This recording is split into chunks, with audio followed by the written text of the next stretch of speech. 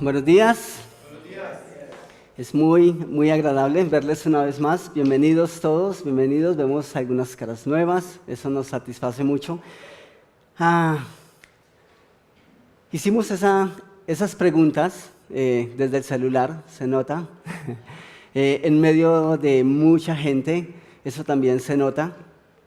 Pero básicamente hicimos varias preguntas. La primera pregunta que hicimos fue la pregunta que respondieron las personas hace 8 días y era, ¿crees que todo tiempo pasado fue mejor? Y la conclusión es que sí, las personas creemos, en la gran mayoría, que todo tiempo pasado fue mejor y que la cosa como que a veces sí tiende a complicarse cada vez más. Y la pregunta esta vez es, ¿cuál es el mejor recuerdo o la herencia o la mayor enseñanza que recibieron de sus padres? Y pues ustedes vieron las respuestas. Y ustedes en sus boletines tienen un espacio para que puedan hacerlo, para que puedan meditar cuál sería la mejor herencia o la mayor herencia que ustedes recibirían de sus padres. Entonces tienen un espacio ahí, no significa que tienen que hacerlo ya, pero tal vez a medida que vamos desarrollando el tema de la mañana, ustedes van a tener un poco más de luz para colocar la respuesta. Hace 8 días comenzamos la serie llamada Básico y el título tiene que ver con la idea de no complicarnos la vida, dado que cuando cambiamos la forma que Dios ha establecido, ¿qué pasa? Nos complicamos la vida. Y por eso el emblema de la charla de la serie es, no nos compliquemos. Sigamos, tratemos de seguir lo que ya está establecido. En realidad, la Biblia para algunos, tal vez para una minoría, parece un poco irrelevante. Parece un libro antiguo, parece un libro pasado de moda. Así que, de alguna manera, los argumentos que nosotros basemos en las Escrituras, para gran parte o para muchos, no son válidos, porque piensan que es un libro que ya no es relevante para esos días, que ha pasado de moda y que si bien cumplió un papel importante en la historia o en la antigüedad, en estos días no es muy importante. ¿Ustedes qué dirían? ¿Ustedes pensarían igual? ¿O pensarían que realmente es un libro que a pesar de los años se mantiene vivo y que es eficaz?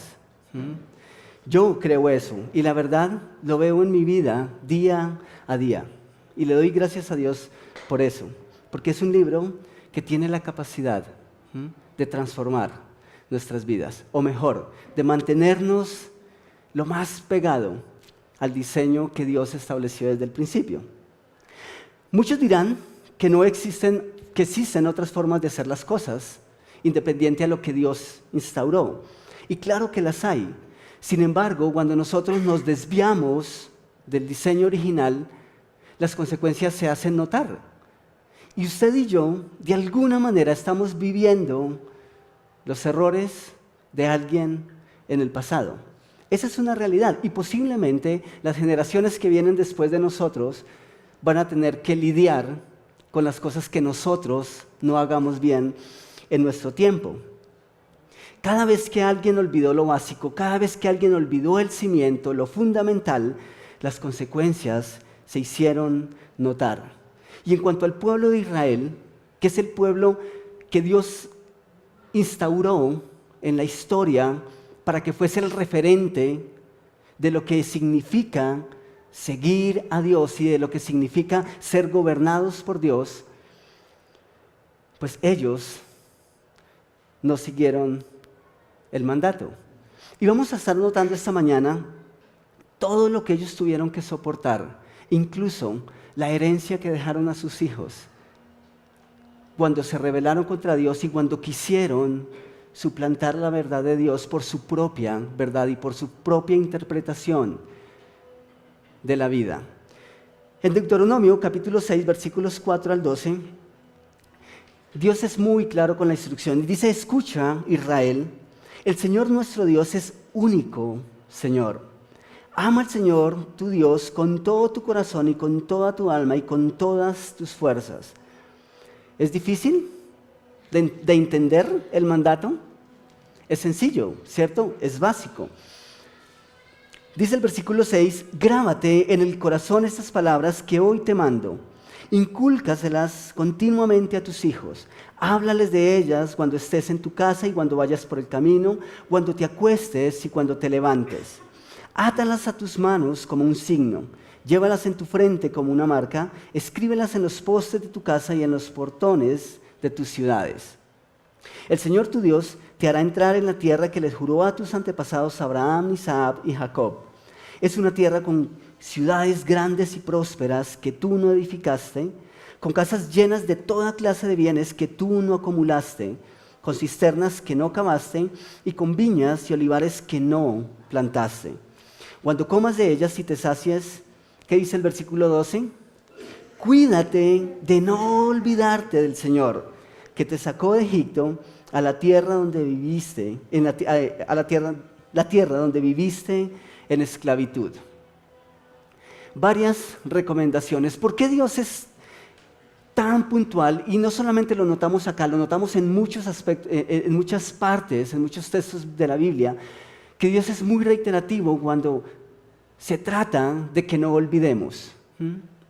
Porque nuestra tendencia es olvidar, ¿sí? Somos olvidadizos, a veces somos olvidadizos convenientes. Hay algunas cosas que nos convienen olvidar más que otras. Ahora, eso es absurdo cuando se trata de recordar lo que Dios ha establecido, porque pues olvidarlo no va a hacer bien a nuestras vidas. Sin embargo, es lo que ocurre, y me encantan los detalles del historiador que nos menciona en este lugar. En primer lugar, Dios no solo había preparado la tierra a la cual los llevaría después de la esclavitud, sino que deseaba preparar el corazón de ellos, del pueblo, para que habitara esa tierra especial. Ustedes han dicho a veces que de nada sirve, lo hemos dicho, tener este lugar muy bonito si nosotros no reflejamos a Dios. Y de alguna manera Dios preparó esta tierra súper especial, pero iba a ser muy triste si simplemente el pueblo entraba a habitar esa tierra de la manera en como ellos querían. Así que Dios no solo preparó la tierra, sino que también preparó el corazón, y por eso instauró todos estos mandamientos. Y me parece imposible leer lo que acabamos de leer y no pensar en la prosperidad asegurada de Israel. ¿Quién de nosotros no desearía entrar a una tierra similar? ¿Cuántos de nosotros no desearíamos que ese fuese la realidad de nuestro país? Ahora, yo creo que somos prósperos. Yo creo que habitamos uno de los países con mayores riquezas en el mundo, en todos los sentidos. ¿Qué tal el pueblo? ¿Qué tal nosotros? Dios desea que ese pueblo que habita esa tierra sea especial. Así que el primer aspecto es respecto al corazón, y es un punto en sus boletines. Respecto al corazón, la instrucción era básica, era ama al Señor tu Dios, graba mi verdad, mis estatutos en tu corazón, era lo que Dios ordenaba a su pueblo. No era una mera cuestión de memorizarlos. Era importante comprenderlos y tenerlos siempre presentes. Eso tiene la idea de algo que está grabado. Cuando ustedes y yo nos grabamos una canción, cuando ustedes y yo nos grabamos la cantaleta de alguien, vamos a hacer algo y lo primero que pensamos es, me van a decir, ¿sí? Así como cuando alguien está ahí todo el tiempo diciéndonos, escríbalo para que no se le olvide. A mí me dicen varias personas eso todo el tiempo, pero escríbalo, porque si no lo escribe se le olvida. ¿Ustedes también tienen personas así? Que todo el tiempo les dicen, si no lo escribe se le olvida. Y no lo escribimos, se nos olvida, y después esa persona se satisface en recordarnos, le dije que escribiera, por no hacerme caso. La diferencia entre Dios y esa persona es que Dios no se satisface en recordarnos. Eso le pasa por no escucharme o por no hacerme caso. Eso en cuanto al corazón. Ahora quiero que miremos en cuanto a la tierra. ¿Cómo era esa tierra? Hay una lista impresionante y maravillosa en ese texto. Dicen que tendría ciudades que ellos no habían edificado. Y no cualquier ciudad, unas ciudades muy bien edificadas. Dice que bienes que el pueblo no había acumulado y cisternas que no había cavado y viñedos que no habían plantado. ¿Podía el pueblo de Israel esperar algo mejor que eso? En cuanto a prosperidad, en cuanto a sus bienes, a su bienestar, en realidad era algo muy especial. Y eso era completamente seguro por cuanto dependía de Dios. Sin embargo, estaba ligado, relacionado con la instrucción. Aunque eso dependía de Dios, también existía la posibilidad de que si el pueblo no obedecía, podía perderlo. Así que respecto a la tierra, Dios se encargó de todos los detalles. La tierra era tal cual Dios prometió. Una tierra fortificada y con cosechas abundantes para mantener todo el pueblo lleno. Pero en cuanto al corazón, las cosas fueron diferentes. Las cosas no fueron del todo bien. En cuanto a la tierra, dependía de Dios. En cuanto al corazón, dependía de la obediencia del pueblo. Y eso hizo que fuese diferente. Hace 8 días nosotros nos referimos a un texto y yo les mencionaba que tal vez uno de los textos más tristes en la Escritura. Y está en Samuel, en 1 Samuel, capítulo 8, y vamos a leer versículos 10 al 20. Vamos a retomarlo porque tiene que ver con todo este momento en la historia del pueblo judío. El versículo 10 dice que cuando le dijeron que querían tener un rey, Samuel se disgustó. Entonces se puso a orar al Señor, pero el Señor le dijo, hazle caso al pueblo en todo lo que te diga. Esto es cuando ya el pueblo está entrando y está tomando posesión de esa tierra que Dios le había prometido. Pero ellos llegan a esa tierra y empiezan a mirar que todas las otras naciones tienen un rey que es como ellos, que es humano. Así que se antojan de tener también su propio rey. Y noten lo que ocurre en el versículo 7, pero el Señor le dijo, hazle caso en todo lo que te digan. En realidad no te han rechazado a ti, sino a mí, pues no quieren que yo reine sobre ellos. Y este es un punto trágico en la historia no solamente del pueblo judío, sino en la historia de la humanidad. De una manera deliberada decidieron dejar a Dios a un lado y reemplazarlo por un hombre. Dice, te están tratando del mismo modo que me han tratado a mí desde el día en que los saqué de Egipto hasta hoy. Me han abandonado para servir a otros dioses. Así que hazles caso, pero adviérteles claramente de cómo el rey va a gobernarlos. El adagio común dice que soldado advertido no muere en guerra. Y uno esperaría que el pueblo judío está tomando nota. A pesar del amor que Dios tiene por su pueblo, es tanta la terquedad de Israel que Dios dice, si eso es lo que quieren, yo voy a acceder a su petición. Pero antes de todo, tengan claro que las consecuencias van a venir. Y uno esperaría que después de la advertencia el pueblo cambiara de parecer. Pero el versículo 10 dice, Samuel comunicó entonces el mensaje del Señor a la gente que le estaba pidiendo un rey. Les explicó, así es como el rey va a gobernarlos. Les quitará a sus hijos para que se hagan cargo de los carros militares y de la caballería. Y nosotros deberíamos estar chuleando esa lista. Y para que le abran paso al carro real. Los hará comandantes y capitanes y los pondrá a labrar y a cosechar y a fabricar armamentos y pertrechos. También les quitará a sus hijas para emplearlas como perfumistas, cocineras y panaderas. Se apoderará de sus mejores campos, viñedos y olivares, y se los dará a sus ministros, y a ustedes les exigirá 1/10 de sus cosechas y vendimias para entregársela a sus funcionarios y ministros. Además, les quitará sus criados y criadas y sus mejores bueyes y asnos, de manera que trabajen para él. Les exigirá 1/10 de sus rebaños, y ustedes mismos les servirán como esclavos. Cuando llegue aquel día, clamarán por causa del rey que hayan escogido, pero el Señor no les responderá.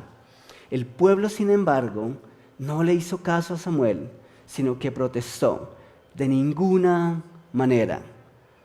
Queremos un rey que nos gobierne. Así seremos como las otras naciones, con un rey que nos gobierne y que marche al frente de nosotros cuando vayamos a la guerra. ¿Les hacía falta un rey? No, lo tenían. Tenían el mejor rey. Ahora, ¿ellos no tenían trabajo? El problema y la consecuencia mayor de este rey que ellos estaban pidiendo era que les iba a tocar trabajar. No, ese no era el problema. De hecho, ellos ya tenían responsabilidades y trabajo.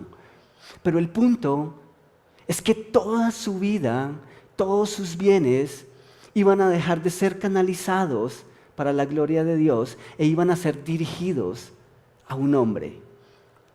Dios no los veía a ellos como esclavos, sin embargo, este rey sí los iba a considerar como esclavos.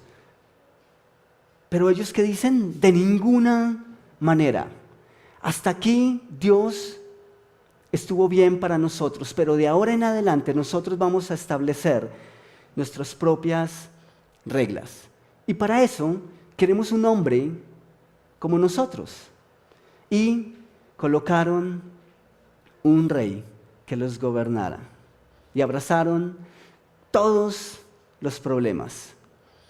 ¿Qué ocurrió con el corazón del pueblo? Podríamos decir que ya no amaban a Dios. Y si guardaban alguna reverencia por Dios, lo consideraban como irrelevante, como alguien que ya no era necesario. De alguna manera Dios pasó a jugar un papel secundario en el corazón de Israel. ¿Qué ocurrió con la tierra? Parece absurdo, pero también la entregaron a ese rey. Cuando rechazaron a Dios, rechazaron la tierra. Porque cuando ellos eligieron a ese rey, asumieron las consecuencias y a una voz dijeron: sí, queremos eso. Un poco absurdo, pero lo hicieron. Entregaron sus hijas, sus criados, sus criadas, sus cosechas, sus campos, con tal de que Dios no fuera su rey. ¿Qué ocurrió después? En el peor de los casos, existen quienes dicen: yo no quiero nada con Dios, pero pues acepto sus bendiciones. Aquí el pueblo de Israel está diciendo: no nos interesa Dios, no nos interesan sus bendiciones. Queremos que alguien diferente nos gobierne. Pero la cosa no termina ahí. Se va a agudizar. Y ahí en el primer texto que leímos en Deuteronomio esta mañana, hay otra partecita que el pueblo olvidó. Y está en el capítulo 6 de Deuteronomio, versículos 6 al 7. En medio de la instrucción y de la preparación para el pueblo, para habitar la tierra, Dios les dice: grábate en el corazón estas palabras que hoy te mando. Muchas personas colocan su versículo favorito en una manilla. Algunos se han tatuado porque quieren grabar esas palabras, porque quieren que nunca se olviden. Dios está diciendo: grábalas en tu corazón. Estas palabras que hoy te mando. El versículo 7 dice: incúlcaselas continuamente a tus hijos. Ahora, ¿eso era solo para el pueblo de Israel? ¿No aplica para nosotros? Sí, aplica para nosotros. Porque en la medida en que esos padres inculcaran a sus hijos esas verdades, esos hijos después las iban a inculcar a los que serían sus nietos. Incúlcaselas continuamente a tus hijos. Háblales de ellas cuando estés en casa y cuando vayas por el camino, cuando te acuestes y cuando te levantes. Es un mandato aún vigente para los padres, para cada uno de nosotros. Yo me pregunto, esto fue establecido para que se repitiera de generación en generación. ¿Cómo podemos pensar que la Biblia es un libro irrelevante? Ellos olvidaron ese detalle, así que no solo vivieron las consecuencias de haberse apartado ellos, sino que sus descendientes también las vivieron. Un poco más adelante, en Jueces, capítulo 2, versículos 7 al 10, leemos lo siguiente. El pueblo sirvió al Señor mientras vivieron Josué y los ancianos que le sobrevivieron, es decir, esa generación que entró a la tierra prometida junto con Josué, los cuales habían visto todas las grandes obras que el Señor había hecho por Israel. ¿Notan lo que ellos hicieron? Ellos vivieron a Dios de primera mano, vieron todo y fueron testigos de todo lo que Dios había hecho. ¿Y qué hicieron? Lo contaron a la próxima generación que no había vivido esa experiencia. Pero noten lo que ocurre un poco más adelante.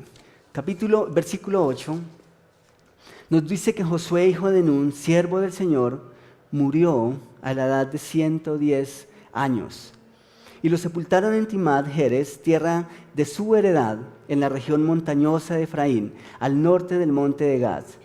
También murió toda aquella generación, y noten lo que dice el último texto. Y surgió otra generación que no conocía al Señor, ni sabía lo que Él había hecho por Israel. ¿En qué momento se rompió el hilo? ¿No les parece a ustedes eso trágico?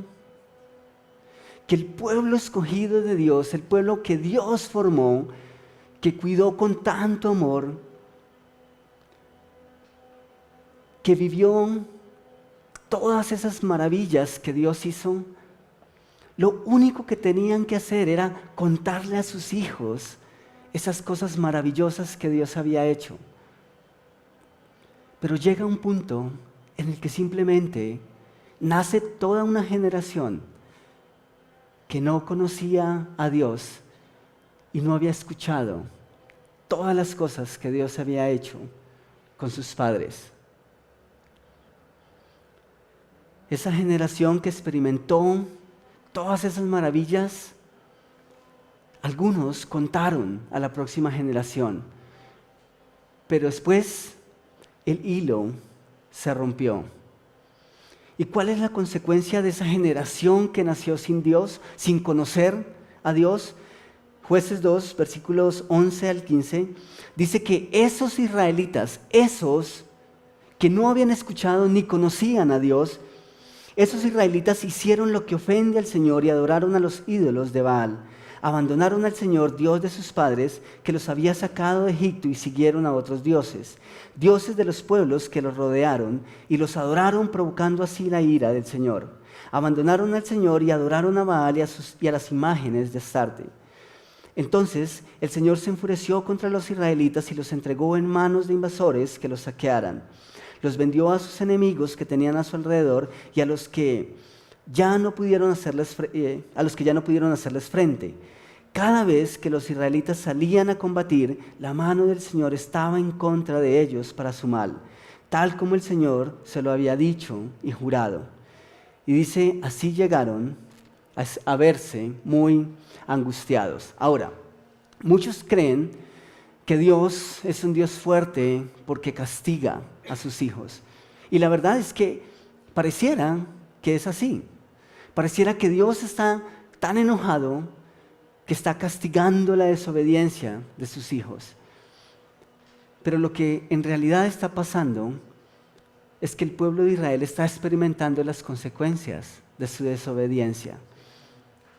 Dios había sido claro con la instrucción: hagan esto y tendrán esto. Pero el pueblo, en un acto deliberado, decidió hacer a Dios a un lado y abrazar sus propios deseos, y ahora están recibiendo las consecuencias. Ahora, yo tengo una pregunta aquí. ¿Qué podemos esperar de una sociedad que deliberadamente rechaza a Dios como la única fuente de verdad y la única autoridad moral? ¿Qué podemos esperar cuando rechazamos al Dios Santo para poder dar rienda suelta a nuestros propios impulsos? ¿Saben cuál es el resultado?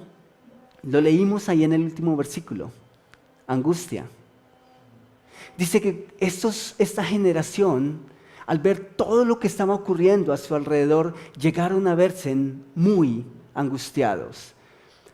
Tengo otra pregunta. ¿Ustedes consideran que esa es una buena herencia? Pero en realidad fue lo que hizo la generación anterior. Al no dejar en sus hijos una herencia de la verdad, una herencia moral, llegó un punto y al verse tan confundidos que simplemente estuvieron angustiados.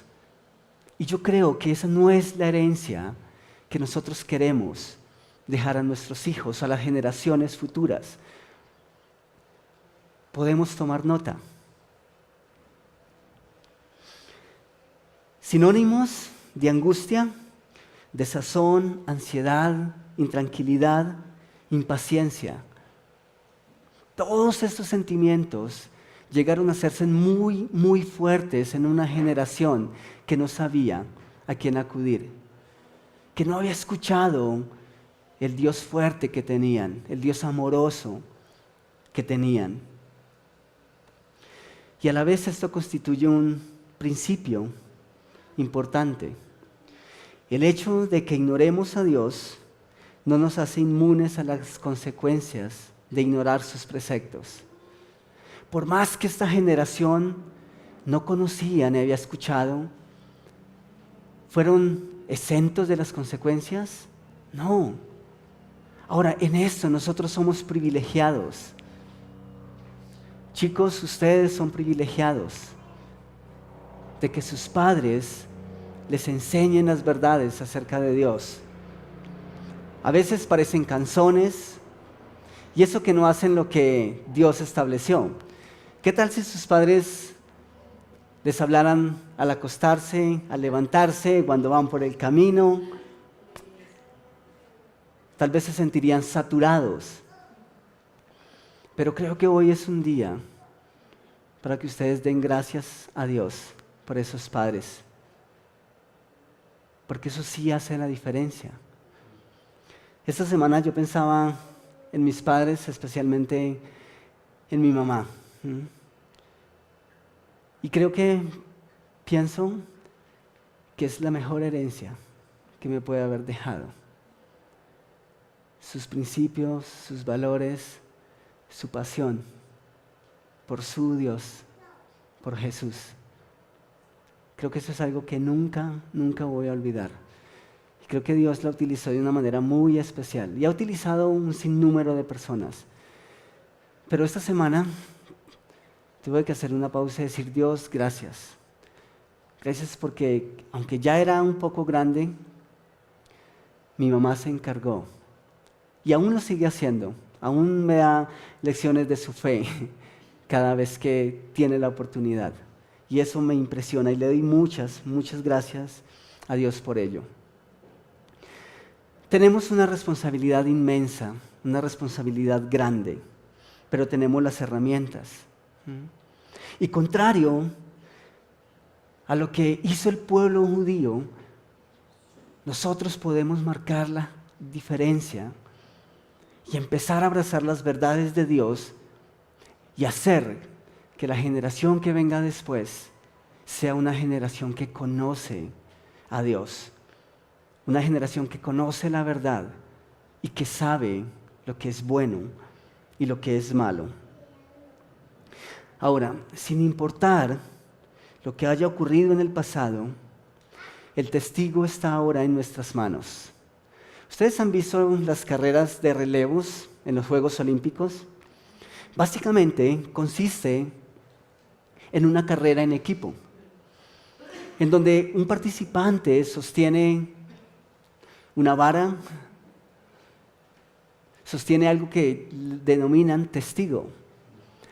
Y ese participante corre una parte de la carrera y el otro está listo para recibirlo. Y saben, dicen los expertos que la mayoría de las carreras de relevos se pierden en el paso del testigo. Ese paso, cuando simplemente yo entrego la responsabilidad al compañero que debe seguir, es crucial. Tiene que haber una sincronización perfecta. Cuando eso no ocurre, pierden tiempo. Y hablando de nuestra vida espiritual, nosotros podríamos mirarla como una carrera de relevos, en donde nuestros padres nos inculcaron a nosotros las verdades acerca de Dios. Pero ahora el testigo está en nuestras manos y tenemos la responsabilidad de pasarlo a la siguiente generación. La pregunta es, ¿cómo lo vamos a hacer? ¿Estamos preparados para pasar ese testigo? ¿O no lo estamos? Es posible que hoy Dios nos esté dando pautas para hacerlo de la manera correcta. No estamos aquí por casualidad. Estamos aquí porque Dios nos hace responsables de inculcar, de sembrar sus verdades en una sociedad que lo necesita. No sé tú qué colocaste, no sé cuál fue o cuál dirías que es la mejor herencia que han dejado tus padres. Pero ahora, si tú eres padre, quiero que pienses en cuál es la herencia espiritual y moral que vas a dejar a tus hijos. ¿Cuál es la herencia moral y espiritual que voy a tratar de comunicar a las personas que Dios coloca en mi camino? ¿Qué van a creer sus hijos, nuestros hijos, con respecto a Dios? ¿Qué les estás contando a tus hijos en la actualidad? ¿Será que en esos tiempos de conversación y tiempo en familia Dios está presente? ¿Con base a qué o quién giran las conversaciones importantes como familia?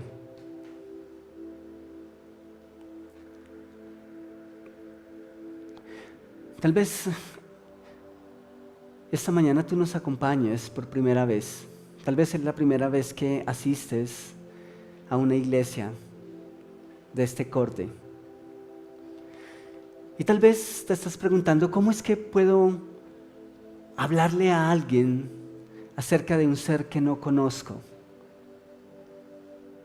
El pueblo judío tenía la responsabilidad de hablar a sus generaciones y a sus hijos porque habían conocido a Dios.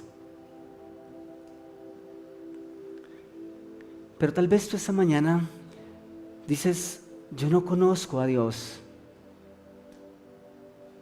Así que, ¿cómo puedo hablarle a alguien más de alguien que no conozco? Esta mañana tú tienes la oportunidad de comenzar una relación personal con Dios, con su Hijo Jesús. Y puedes hacerlo. Hay personas en este lugar que están esperando para guiarte a través de la palabra de Dios y mostrarte qué espera Dios que hagas, para que puedas conocer a ese Dios de amor. Tal vez ese Dios del que has escuchado, tal vez de ese Dios del que tus padres te han hablado. Pero hoy es el día en que puedes pasar de lo que has escuchado a lo que has experimentado a través de una relación personal con Jesús. Si tú quieres que alguien te muestre a través de la Escritura cómo puedes conocer a Dios de una manera personal, levanta la mano. Solo tienes que levantar tu mano y alguien se va a acercar y te va a guiar a través de la Escritura. ¿Hay alguien?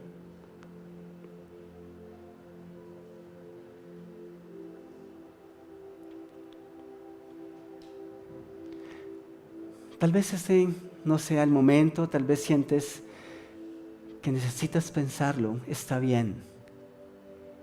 Pero quiero hacerte una invitación. Habla con la persona que te invitó. Si tienes dudas con respecto a cómo es esto de conocer a Jesús como Salvador personal, cómo es esto de tener una relación personal con Él, hazle la pregunta a la persona que te invitó. Y puedo decirte que con toda satisfacción esa persona te va a guiar y te va a mostrar. Padre, yo quiero adorarte esta mañana por todas las cosas maravillosas que has hecho, para que yo las disfrute, para que yo las experimente, para que yo pueda entender tu cuidado y tu amor hacia mí. Y Padre, gran parte de ese amor lo he visto reflejado en personas, especialmente en aquellas que me han enseñado tus verdades, que con todo amor y con toda paciencia me han enseñado tu palabra. Gracias, Rey, por tu palabra viva y eficaz. Gracias por tu interés de mantenerme y de mantenernos en la senda correcta. Y gracias porque, aunque nos hemos desviado, con tu mano cariñosa, siempre nos vuelves a la senda correcta. Así que te doy gracias por cada persona que has puesto ahí para volverme al camino. Y Padre, nosotros tenemos como iglesia, como líderes, como padres, tenemos una responsabilidad enorme. Y es hacer que en las nuevas generaciones nuestros hijos te conozcan. Y que conozcan todas las cosas maravillosas que solo tú puedes hacer. Yo te ruego que nosotros podamos contarlas. Pero más que contarlas, te ruego porque ellos las puedan ver en nosotros. Que podamos ser inspiración para los que vienen. Gracias, mi Rey, por esa herencia tan grande que has permitido que mis padres tengan para mí. Y es el privilegio de conocerte, el privilegio de poder llamarte mi Padre. Muchas, muchas gracias por tu amor para conmigo y para con mis hermanos.